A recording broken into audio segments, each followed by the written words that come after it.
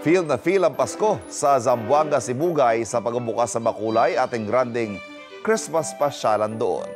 Enjoy mga bumibisita sa 3D projection show sa provincial capital. Nagkaroon din ng grand fireworks display. Meron ding drum and lyre competition na nilahukan ng iba't ibang paaralan. Dinaluhan din ng libu-libong Sibugay noon ang pagpapailaw sa mga higanteng Christmas tree. Ayon sa lokal na pamahalaan, layo ng pagdiriwang na pasayahin at palakasin ang pagkakaisa ng komunidad sa pagdiriwang ng Pasko.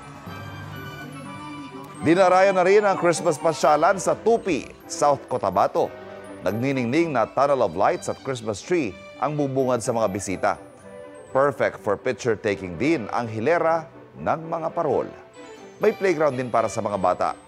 Kapag napagod naman sa pamamasyal, pwedeng bumili ng pagkain sa mga food stall sa harap ng compound.